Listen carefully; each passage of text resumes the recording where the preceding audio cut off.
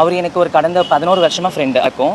அது ரீசெண்டாக தான் ஒரு 5 வருஷத்துக்கு முன்னாடி தான் வந்துட்டு நாங்கள் கொஞ்சம் கொஞ்சமாக க்ளோஸ் ஆக ஆரம்பித்தோம். ரெசார்ட் ஷூட்டிங் போகும்போது அதில் செக்ஷுவலாகவும் அவர் கூட நான் நிறைய வாட்டி இருந்திருக்கேன். ஒரு பெண்ணுனா வந்துட்டு கர்ப்பமாக இருக்காங்கன்னு காட்ட முடியும். ஒரு திருநங்கைன்னும் போது எதை ப்ரூஃப் பண்ணணும்னு எனக்கு தெரியல. அதம்பட்டி ரங்கராஜனால ஏமாந்துட்டுன்னு சொல்கிற ஜாய் கிறிசல்டாவாக இருக்கட்டும், இல்லை நாஞ்சில் விஜயனை லவ் பண்ணி நான் ஏமாந்துட்டேன்னு சொல்கிற இவங்களா இருக்கட்டும், இந்த மாதிரி டே டு டே நிறைய கேசஸ் நம்ம லைஃப்பில் பார்த்துட்டு தாங்க இருக்கும். இந்த வீடியோ எதுக்காகன்னு பார்த்தீங்கன்னா, அட்வொகேட் அதெல்லாம் தாண்டி ஒரு பெண்ணாக பேசுகிறேன்னு கூட நினச்சிக்கோங்க. மேரேஜ் ஆனால் ஒருத்தவங்க உங்ககிட்ட பழகுறாங்க அப்படின்னா தயவு செஞ்சு ஏமாறாதீங்க. இப்போ என்ன சொல்றாங்கன்னா, என் ஒய்ஃப் இல்ல ஹஸ்பண்ட் கூட நான் வந்து பெரிய லெவலில் நான் ஒத்துமையா இல்லை, டிவோர்ஸ் ப்ராசஸ் போய்கிட்டு இருக்கு, ஸோ அதனால நான் டிவோர்ஸ் தான் பண்ணிக்க போறேன், எனக்கு உன் மேல தான் உண்மையான காதல் இருக்கு அப்படின்னு சொல்றாங்க. அதையும் நிறைய பெண்கள் ஆண்கள் நம்பி ஏமாறுறீங்க.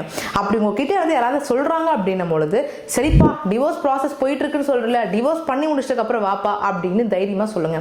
அப்படி இல்லையா டிவோர்ஸ் ஆயிடுச்சுன்னு சொல்றாங்க அப்படின்னா, டிவோர்ஸ் ஆனதுக்கான ஜட்ஜ்மெண்ட் காப்பி காட்டு அப்படின்னு சொல்லுங்க. ஏன்னா நிறைய பேர் பார்த்தீங்கன்னா இப்பெல்லாம் ஏமாறுறது அதிகபட்சமான யார் இருக்காங்கன்னு பார்த்தீங்கன்னா, திருமணம் ஆகி இருப்பாங்கல்ல, அதாவது ஆல்ரெடி திருமணம் ஆகி இருக்கும், அவனுக்கு ஆல்ரெடி பொண்டாட்டி புருஷன் வீட்டில் இருப்பாங்க. அப்படி இருக்கும் பொழுது இன்னொருத்தி, அதாவது எதுவுமே அறியாத ஒருத்தவங்களை ஏமாத்துறது தாங்க இந்த காலத்தில் நிறைய பேர் பண்ணிட்டு இருக்காங்க. இப்போ நீங்க யோசிப்பீங்க, அப்போ ஏமாத்துறவங்களுக்கு ஏதாவது பனிஷ்மெண்ட்ஸ் கிடையாது, எதுவும் பண்ண முடியாதா அப்படின்ட்டு. கண்டிப்பாக அவங்க மேலேயுமே நீங்கள் கேஸ் ஃபைல் பண்ணலாங்க. ஆனால் என்னை பொறுத்த வரைக்கும் ஏமாத்துறாங்களங்க, ஏமாத்துறவங்களாம் மனுஷங்களே இல்லைன்னு தான் நான் சொல்லுவேன். அதை தாண்டி நம்ம ஏமாறுறோம்ல, அது நம்மளோட முட்டாள்தனம் தானங்க.